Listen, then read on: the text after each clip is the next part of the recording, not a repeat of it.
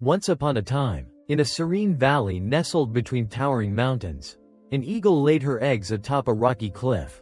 One stormy night, a fierce wind swept through the valley, and one of the precious eggs rolled down the steep incline, tumbling through bushes and mud until it landed softly near a quiet pond. Exhausted from the storm, the eagle mother searched tirelessly but could not find her lost egg.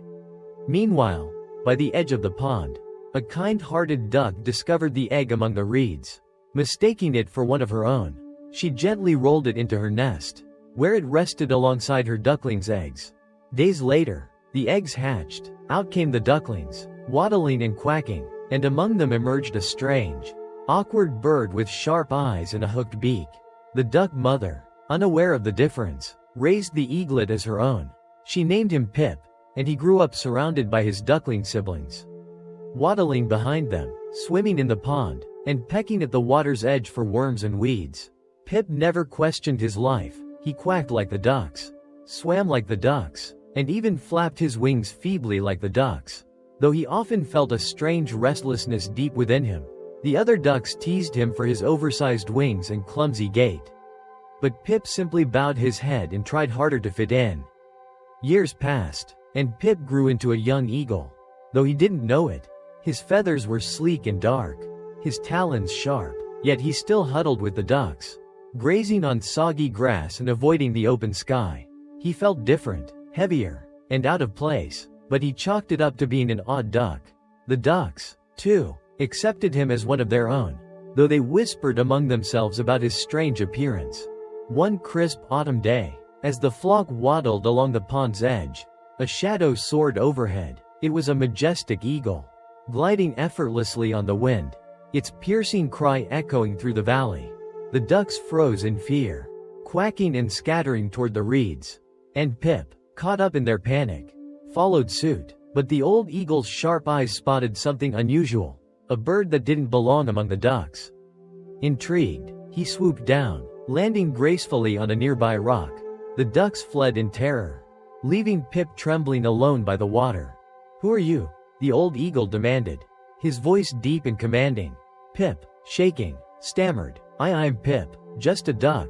Please don't hurt me." The old eagle tilted his head, bewildered. "A duck? You're no duck, child. Look at your wings, your talons.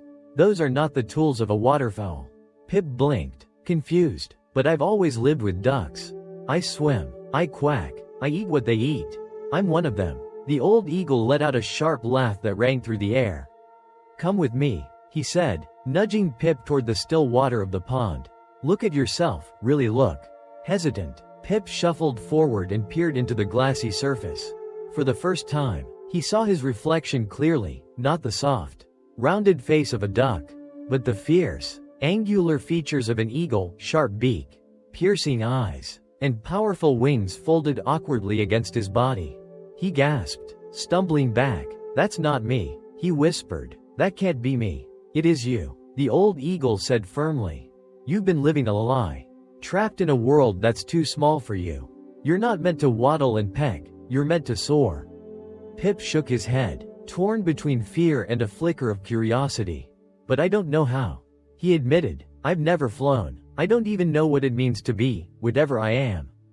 The old eagle spread his massive wings, casting a shadow over Pip. "Watch me," he said, and with a powerful thrust, he launched into the sky, spiraling upward until he was a speck against the clouds. Then he dove back down, landing beside Pip with a gust of wind. "Your wings are stronger than you know," he said. "Try." Pip hesitated, his heart pounding. He unfolded his wings he'd always thought were too big and clumsy, and gave a timid flap. A small breeze lifted him an inch off the ground, and he stumbled, shocked. The old eagle nodded encouragingly.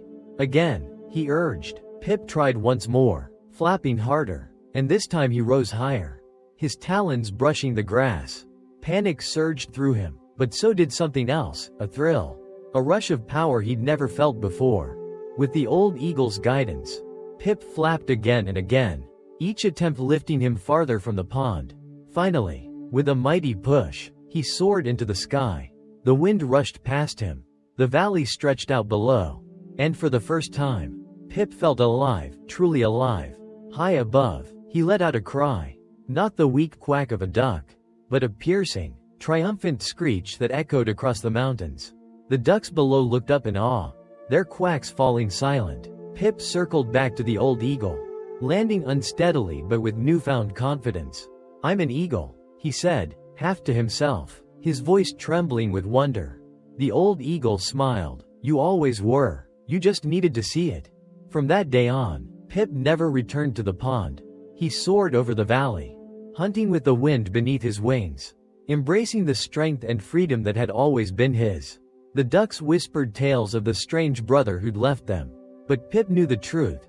He'd been born for the sky, not the water. This story whispers a powerful truth. We often live the lives others expect of us, blending into the crowd, forgetting our own strength. Like Pip, you may feel out of place, trapped in a world that doesn't fit, but that's because you were made for something greater. Look within, shake off the limits you've accepted, and rise to the heights you were born to reach. When you do, your voice will echo like an eagle's cry, bold and free.